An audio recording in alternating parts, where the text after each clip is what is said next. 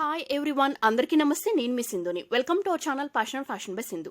Rose syrup use చేసి special recipes చూసాం కదండి ఈ వారం అంతా. సో ఇవాళ మన లాస్ట్ రెసిపీ వచ్చేసి rose mocktail.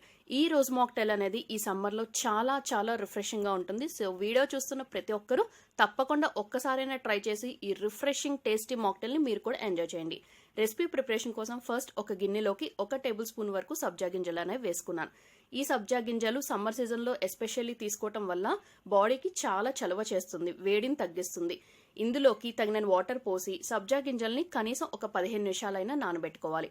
Mean while stove మీద మరొక గిన్నె పెట్టుకుని అందులోకి 1/2 లీటర్ పట్టే గ్లాస్తో 3/4 గ్లాసు వాటర్ అనేది వేసుకోవాలి. ఫ్లేమ్ని కేవలం లో హీట్లోనే ఉంచుకుని ఒక 1/4 గ్లాసు సేమియా అనేది వేసుకోవాలి. కేవలం లో హీట్లోనే సేమియాని సాఫ్ట్గా టర్న్ అయ్యే వరకు కుక్ చేసుకోవాలి. మీరు స్టవ్ మీద అలా పెట్టి వదిలేకుండా మధ్య మధ్యలో గరిటె పెట్టి కలుపుకుంటూ కుక్ చేసుకోండి. దానివల్ల సేమియా అంతా కూడా యూనిఫామ్గా కుక్ అవుతుంది. సో వీడియో క్లిప్లో చూపిస్తున్నట్టు ఇలా సాఫ్ట్గా కుక్ అయిపోయిన తర్వాత ఫ్లేమ్ అనేది టర్న్ ఆఫ్ చేసేయండి. మీన్ వైల్ మరొక గిన్నె మీదకి జాలీ గరిటె పెట్టుకోండి. ఇందులోకి కుక్ అయిపోయిన సేమియా మొత్తాన్ని వేసేసేయండి. దానివల్ల అందులో ఏమైనా అడిషనల్గా ఎక్సెస్ వాటర్ అనేది ఉంటే అది మొత్తం కూడా జాలీ గరిటె హెల్ప్తో ఫిల్టర్ అయిపోతుంది.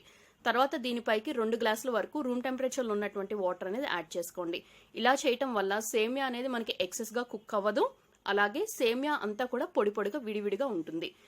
ఇప్పుడు ఒక పెద్ద నిమ్మకాయ చెక్కలో సగం పార్ట్ని వీడియో క్లిప్లో చూపిస్తున్నట్టు ఇలా చిన్న చిన్న ముక్కలుగా కట్ చేసుకోండి.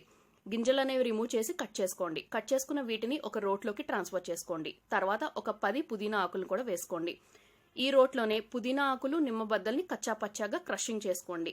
మరీ సాఫ్ట్గా జ్యూస్ మొత్తం ఎక్స్ట్రాక్ట్ అయ్యేలాగా చేయకుండా వీడియో క్లిప్లో చూపిస్తున్నట్టు జస్ట్ ఇలా కోర్స్గా మీరు కచ్చా పచ్చగా గ్రైండింగ్ చేసుకోండి. మిక్సీ జార్లోకి వేసుకుంటే అది దేనికది సెపరేట్గా అయిపోయి నిమ్మ తొక్కలు అనేవి నలగవండి. సో రోట్లోనే ఇలా గ్రైండింగ్ చేసుకోండి, అంటే కచ్చా పచ్చగా క్రషింగ్ చేసుకోండి. ఇప్పుడు 2 సర్వింగ్ గ్లాసెస్ తీసుకుని క్రష్ చేసుకున్న ఈ లెమన్ అండ్ మింట్ని దీనిలోకి ట్రాన్స్ఫర్ చేసుకోండి.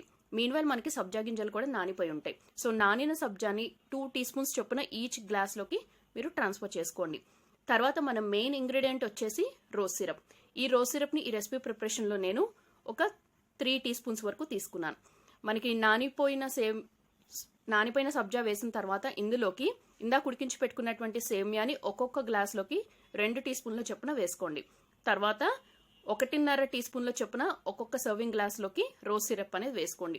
రోజ్ సిరప్ మరీ ఎక్కువ వేసేస్తే టూ మచ్ డామినేటింగ్ అనిపిస్తుంది ఫ్లేవర్ అనేది.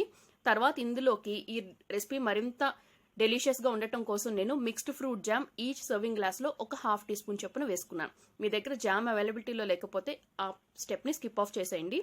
తర్వాత ఈచ్ సర్వింగ్ గ్లాస్ మొత్తం ఫిల్ అయ్యే లెవెల్ వరకు నేను స్ప్రైట్ అనేది యాడ్ చేస్తున్నాను. యాక్చువల్లీ ఈ రెసిపీ ప్రిపరేషన్లో స్ప్రైట్ వేస్తేనే ఆ ఫుల్ ఫ్లెజ్ రిఫ్రెషింగ్ డ్రింక్ అనేది మనం ఎంజాయ్ చేయొచ్చు.